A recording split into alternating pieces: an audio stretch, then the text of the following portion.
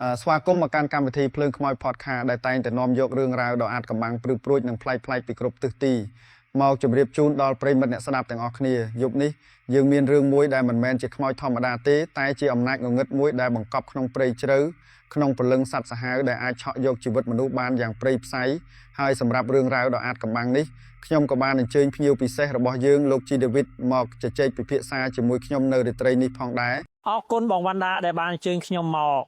គ្រាន់តែឮចំណងជើងរឿងព្រាយខ្លាភ្លាមខ្ញុំមានអារម្មណ៍ថាព្រឺឆ្អឹងខ្នងបាត់ទៅហើយព្រោះកាលពីក្មេងខ្ញុំធ្លាប់ឮចាស់ៗនិយាយពីអំណាចអាចកំបាំងរបស់ខ្លាធំៗនៅក្នុងព្រៃជ្រៅដែលពួកគាត់ហៅថាម្ចាស់ព្រៃ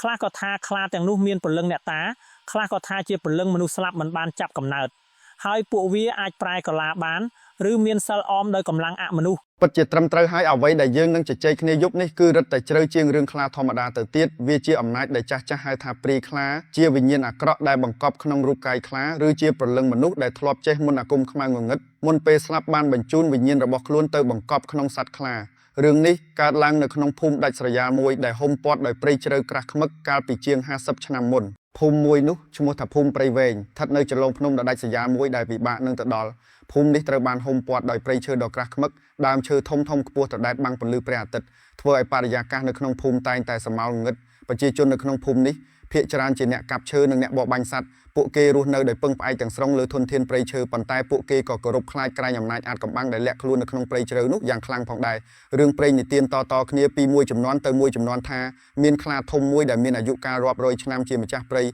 ហើយខ្លានោះមិនមែនជាខ្លាធម្មតាទេវាមានវិញ្ញាណវាឆ្លាតវៃហើយវាអាចចាប់មនុស្សទៅធ្វើជាចំណីបានយ៉ាងងាយស្រួលខ្ញុំធ្លាប់ឮរឿងស្តីងគ្នានេះដែរអំពីខ្លាដែលចាស់ហៅថាខ្លាធំឬខ្លាម្ចាស់ព្រៃមិនមែនជាខ្លាធម្មតាដែលយើងឃើញតាមទូរទស្សន៍ទេខ្លាប្រភេទនេះគេថាមានស្មារតីខ្លះក៏ថាវាមានសមត្ថភាពអាចប្រែកលាជាមនុស្សបានហើយតែងតែចេញមកលងបន្លាចអ្នកដែលបំពេញព្រៃរបស់វាការរស់នៅក្បែរព្រៃបែបនេះវាពិតជាសម្ពាធផ្លូវចិត្តដ៏ធ្ងន់ធ្ងរណាស់ព្រោះរាល់ពេលចូលព្រៃអ្នកត្រូវតែប្រឈមមុខនឹងគ្រោះថ្នាក់ដែលមើលមិនឃើញឬអ្វីមួយដែលហួសពីធម្មជាតិត្រូវហើយប្រជាជននៅភូមិព្រៃវែងពួកគេរស់នៅដោយភាពភ័យខ្លាចជាប់ជានិច្ចរាល់យប់ពួកគេតែងតែឮសូរសំឡេងក្រហឹមរបស់ខ្លាដែលបន្លឺឡើងពីជម្រៅព្រៃសំឡេងនោះមិនមែនជាសំឡេងក្រហឹមរបស់សត្វឃ្លានធម្មតាទេវាជាសំឡេងដែលពោពេញទៅដោយអំណាចសេចក្តីភ័យខ្លាចនិងការព្រមានជួនកាលពួកគេឃើញស្រមោលដ៏ធំសម្បើមមួយកាត់តាមគែមព្រៃនៅពេលរាត្រីភ្នែករបស់វាភ្លឺចែងចាំងក្នុងទីងងឹតដូចជាភ្នែករបស់បិសាចអ្នកភូមិជឿថាខ្លានោះជាអ្នកការពារព្រៃតែវាក៏ជាអ្នកកាត់ក្តីហើយប្រសិនបើអ្នកណាម្នាក់ហ៊ានបំពានច្បាប់ព្រៃឬធ្វើអ្វីមួយដែលនាំឲ្យវាខឹងខ្លានោះនឹងចេញមកទាមទារជីវិតថ្ងៃមួយមានបរិសម្នាក់ឈ្មោះចេកគាត់ជាអ្នកបរបាញ់ដ៏ចំណាននិងជាមនុស្សម្នាក់ដែលមិនសូវជឿរឿងអបិយជំនឿប្រមាណទេគាត់តែងតែចូលព្រៃជ្រៅជាងគេដើម្បីរកសត្វព្រៃធំថ្ងៃនោះគាត់បានចូលទៅក្នុងព្រៃដ៏ជ្រៅមួយដែលអ្នកភូមិផ្សេងទៀតមិនដែលហ៊ានចូលគាត់បាត់ខ្លួនអស់រយៈពេល3ថ្ងៃ3យប់ដោយគ្មានដំណឹង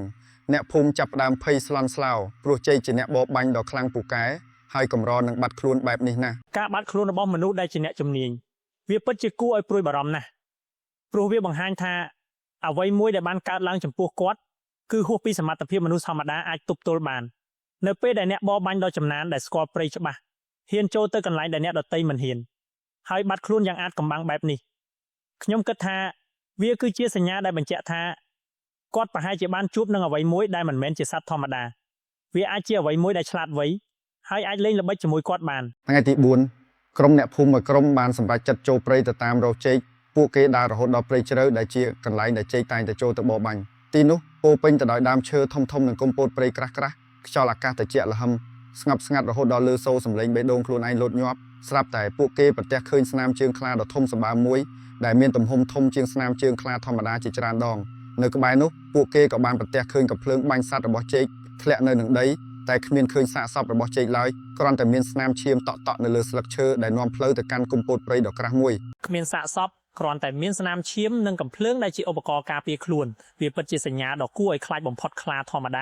ាពេលវាចាប់ចំណីវាតែងតែស៊ីចំណីនៅនឹងកន្លែងឬអូសទៅកន្លែងលាក់ខ្លួនដែលនៅក្បែរនោះតែបើគ្មានសាកសពសោះមានន័យថាខ្លានោះប្រហែលជាមានបំណងផ្សេងវាប្រហែលជាយកមនុស្សទៅកន្លែងអាចកំបាំងឬក៏ចេកត្រូវបានយកទៅធ្វើអ្វីមួយដែលយើងមិនអាចនឹកស្មានដល់វាបង្ហាញពីភាពឆ្លាតវៃនិងកម្លាំងដ៏អស្ចារ្យរបស់វាដែលអាចធ្វើឲ្យមនុស្សបាត់ខ្លួនទាំងស្រុងបានបន្ទាប់ពីការបាត់ខ្លួនរបស់ចេកភាពភ័យខ្លាចបានរាលដាលពាសពេញភូមិអ្នកភូមិខ្លះគិតថាជាខ្លាធម្មតា ខ្លះទៀតជឿថាជាព្រីខ្លាដែលចេញមកទៀមទាសំណងមួយសប្តាហ៍ក្រោយមកមានបរិសចំណាស់ម្នាក់ឈ្មោះពូសានគាត់ជាអ្នកបបបាញ់ដែលមានបទពិសោធន៍យូរឆ្នាំនិងជាមនុស្សម្នាក់ដែលធ្លាប់ជួបរឿងចម្លែកជាច្រើនក្នុងព្រៃពូសានបានសម្រេចចិត្តតាមដានខ្លានោះព្រោះគាត់មិនជឿថាมันអាចរកឃើញចេកបានទេគាត់មានអារម្មណ៍ថាមានអ្វីមួយខុសប្រក្រតីនៅពេលដែលមនុស្សចាស់ជាពិសេសអ្នកដែលមានបទពិសោធន៍ក្នុងព្រៃជ្រៅយូរឆ្នាំចាប់ផ្ដើមសង្ស័យនោះមានន័យថាស្ថានភាពនេះពិតជាធ្ងន់ធ្ងរខ្លាំងណាស់ពួកគេមានវិចារណញ្ញាណពិសេសដែលអាចដឹងពីគ្រោះថ្នាក់ដែលមកពីធម្មជាតិនិងគ្រោះថ្នាក់ដែលមកពីអបិយជំនឿការដែលពូសានហ៊ានតាមដានគឺដោយសារគាត់ដឹងថាខ្លានោះមិនមែនជាសត្វធម្មតាតែគាត់ចង់ដឹងឲ្យច្បាស់ថាអ្វីជាឫសគល់នៃបាតុភូតដ៏អាតកំបាំងនេះពូសានបានដើរតាមដានស្នាមជើងខ្លានោះចូលទៅកាន់ព្រៃជ្រៅបំផុតទីនោះដើមឈើមានទំហំធំអស្ចារ្យគុំពោតព្រៃដុះក្រាស់ត្របាញ់ជាប់គ្នាពន្លឺព្រះអាទិត្យស្ទើរតែមិនអាចជះចូលដល់ដីបានបរិយាកាសស្ងប់ស្ងាត់រហូតដល់គួរឲ្យខ្លាចមិនមានសូរសំឡេងសត្វបក្សីឬសត្វល្អិតឡើយមានតែសំឡេងខ្យល់បក់រំហើយស្លឹកឈើពូសានមានអារម្មណ៍ថាដូចជាមាននរណាម្នាក់កំពុងសម្លឹងមើលគាត់ពីក្នុងព្រៃជ្រៅអារម្មណ៍នោះវាគួរឲ្យព្រឺព្រួចណាស់គាត់មានអារម្មណ៍ថាដូចជាកំពុងត្រូវគេតាមដានមិនមែនដោយសត្វតែដោយអ្វីមួយដែលមានស្មារតីអារម្មណ៍នៃការត្រូវគេតាមដានជាពិសេសនៅក្នុងបរិយាកាសស្ងាត់ជ្រងំនៅក្នុងព្រៃជ្រៅបែបនេះវាពិតជាគួរឲ្យភ័យខ្លាចដល់ឆ្អឹងខ្នងព្រោះវាជាសភាវគតិដំបូងរបស់មនុស្សដែលប្រាប់យើងថាមានគ្រោះថ្នាក់នៅក្បែរហើយនៅពេលដែលអារម្មណ៍នោះកាន់តែខ្លាំងឡើងតែគ្មានឃើញអ្វីសោះនោះវាបញ្ជាក់ថាអ្វីដែលកំពុងតាមដានយើងគឺមិនមែនជាអ្វីដែលយើងអាចមើលឃើញដោយភ្នែកទទេបានទេវាអាចជាវិញ្ញាណឬជាអំណាចងងឹតមួយដែលកំពុងលេងល្បែងផ្លូវចិត្តជាមួយពូសានបានបន្តដំណើរទៅមុខទៀតរហូតដល់គាត់បានឃើញនៅអ្វីដែលធ្វើឲ្យគាត់ព្រឺសម្បុរនៅលើមែកឈើដ៏ធំមួយគាត់បានឃើញកណាត់សូត្រមួយដុំដែលជាកណាត់ដែលជ័យតែងតែពាក់ជាប់ខ្លួនកណាត់នោះត្រូវបានព្យួរនៅលើមែកឈើខ្ពស់ដូចជាមាននរណាម្នាក់ជាអ្នកព្យួរវាហើយនៅក្រោមមែកឈើនោះគាត់ឃើញស្នាមកញ្ញាំខ្លាមួយដែលត្រូវបានឆ្លាក់យ៉ាងជ្រៅទៅក្នុងដើមឈើមិនមែនជាស្នាមកញ្ញាំដែលខ្លាធម្មតាកាត់ឡើងដោយចៃដន្យនោះទេវាជាស្នាមកញ្ញាំដែលឆ្លាក់ដោយចេតនាដូចជាសារមួយការរកឃើញក្រណាត់របស់ជ័យព្យួរនៅលើមែកឈើខ្ពស់និងស្នាមកញ្ញាំឆ្លាក់នៅលើដើមឈើវាពិតជាធ្វើឲ្យខ្ញុំរន្ធត់ចិត្តខ្លាំងណាស់ខ្លាធម្មតាមិនដែលធ្វើបែបនេះទេនេះជាសកម្មភាពដែលបង្ហាញពីភាពឆ្លាតវៃនិងបំណងប្រាថ្នាដោយមនុស្សដែរដូចជាការព្រមានឬជាការបង្ហាញអំណាចវាបញ្ជាក់ថាខ្លានោះប្រហែលជាមានវិញ្ញាណមនុស្សឬត្រូវបានគ្រប់គ្រងដោយព្រលឹងមនុស្សដែលមានបំណងអាក្រក់វាកំពុងលេងល្បិចជាមួយពូសានបង្ហាញថាវាដឹងថាពូសានកំពុងតាមដានវាពូសានបានត្រឡប់មកភូមិវិញ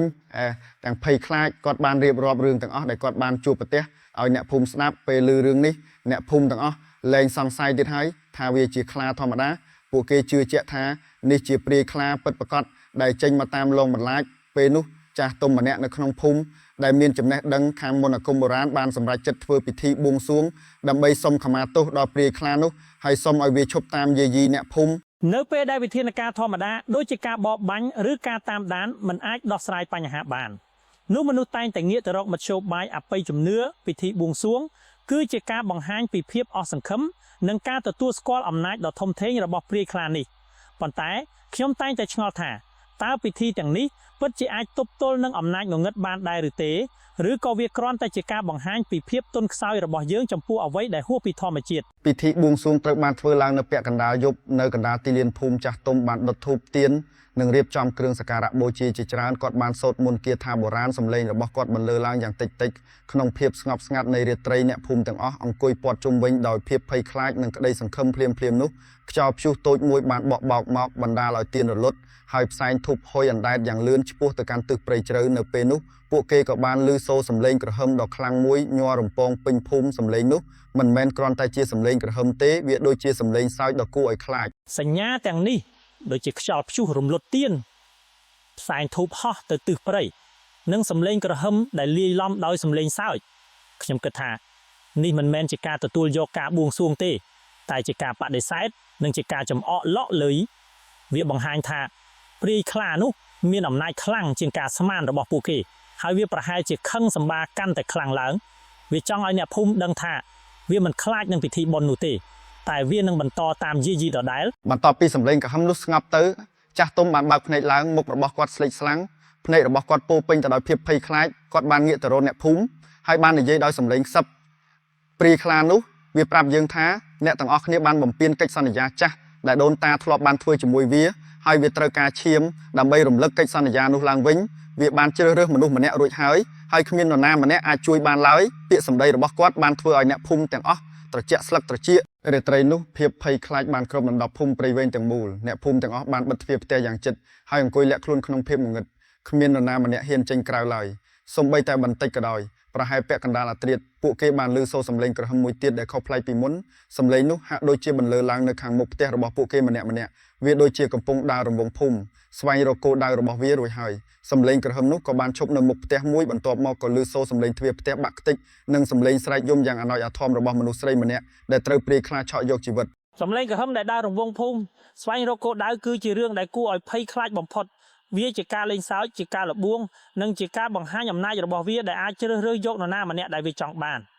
ហើយការដែលឮសូរសំឡេងទ្វារបាក់និងសំឡេងស្រែកយំ